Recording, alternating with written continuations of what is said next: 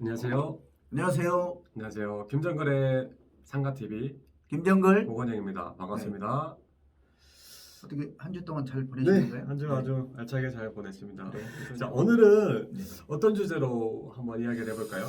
오늘 영상에서는 네네. 상가 권리금에 대해서 권리금이요? 한번 같이 얘기해보는 시간을 가져보시죠. 알겠습니다. 임대인이 방해해서는 안 되는 네 가지 유형이 있어요. 네. 권리금을 수수하고 임차인 간에 서로 주고받을 때 임대인이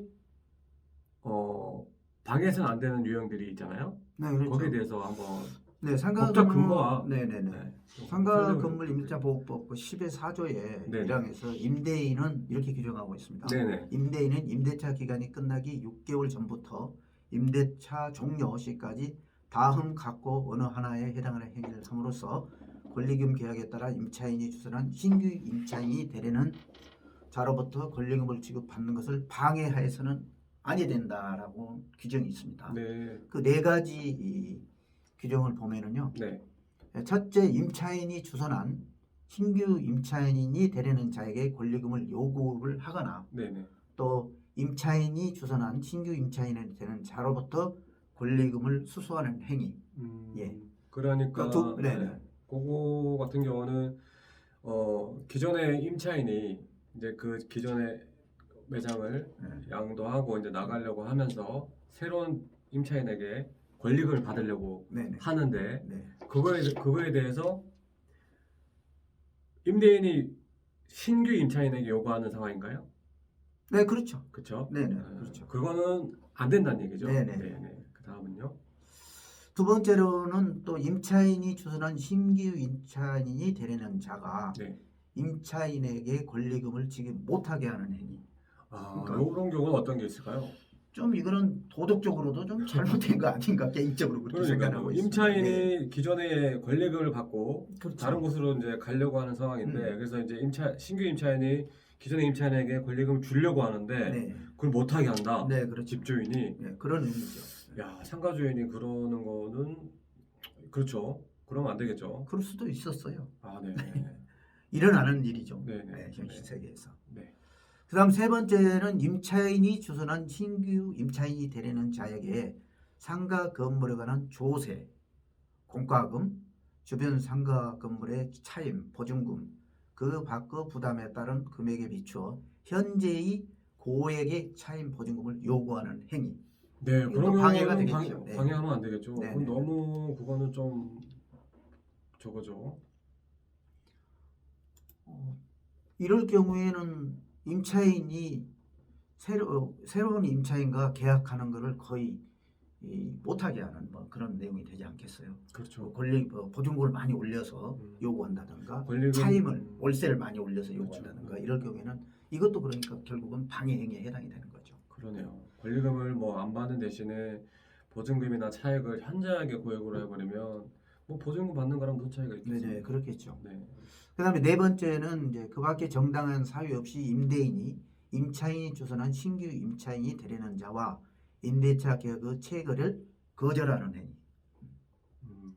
그 네 가지 사유는 일단 임대인이 방해하면 안 된다라고 네, 그렇죠. 법으로 규정이 되어 있네요. 네, 그렇죠. 네. 그리고 이제 또 임대인에게만 의무를 부여한 것이 아니라 네.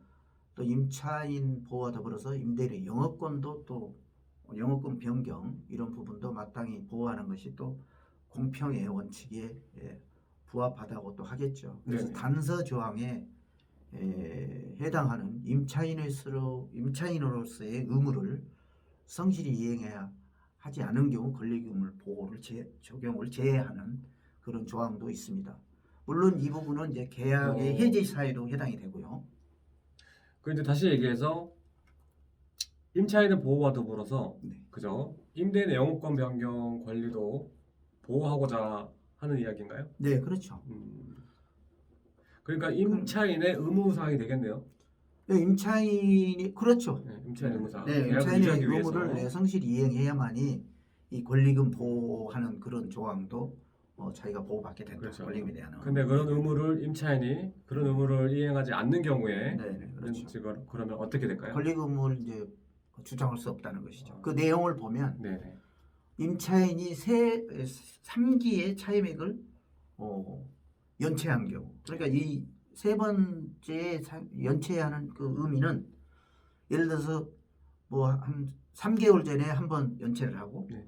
또 그다음 연체하고 이렇게 피아노 치는 것처럼 계속 연이어서 3기의 연체를 또 임차한 경우에 뭐 거짓말 할 수 있지 않습니까? 아, 임차할 당시에요? 임차할 당시에. 예. 아, 뭐 예를 들어 뭐 내가 뭐 여기서 뭐 치킨집을 하겠다 했는데 다른 걸 운영하거나 뭐 네, 그렇죠. 불법적인 걸 하거나 네, 이러면 안 되겠죠. 게 있을 수 있겠죠. 네네. 그다음에 세 번째는 서로 합의하여 임대인이 임차인에게 상당한 보상을 제공해줬다 이거죠. 그렇다면 뭐 자기가 돈 어느 정도 합의하에 받았으니까 그렇죠. 보증금, 권리금에 대해서 주장할 이유가 없겠죠. 합의가 뭐 무엇보다 우선하니까요. 그렇겠죠. 네. 네 번째는 임대인이 동의 없이 목적물을 또 임차인이 그죠. 전대를 했다든가 그렇죠. 일부에라도 정부에 대해서 그렇죠. 그런 부분이 있고요. 네.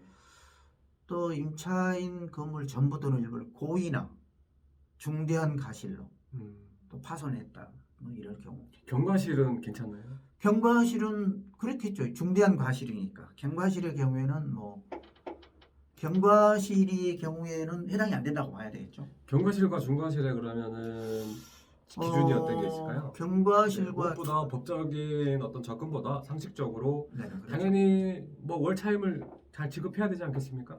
그럼에도 불구하고 3기 정도라고 어떤 유예기간을 줬고 지금 하나 더 덧붙여 말씀을 드리자면 최근에 감염 예방법 기준에 따라서 그게 3기에서 플러스 6개월이 추가가 됐어요. 네네 그게 그래서 있죠. 처음 이제 9개월까지도 그게 가능하게 돼 있는데 네, 지금 그렇죠. 이거는 감염 예방 특별법이기 때문에 네.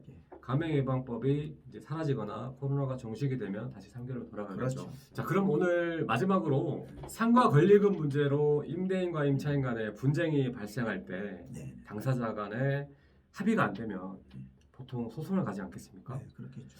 그러면 이거는 뭐 어떻게 뭐 결론이 날까요? 권리금을 기준을 어떻게 할까 뭐 그런 의미로 말씀하신 것 같은데. 네네네. 그렇죠. 2015년 5월 13일 날 상가건물 임대차 보호법이 개정 시에도 신설된 내용을 이제 이렇게 보면요. 국토교통부 장관은 권리금에 대한 감정평가 절차와 방법에 대한 기준을 고시할 수 있다 이렇게 이제 규정이 되어 있고요. 네네.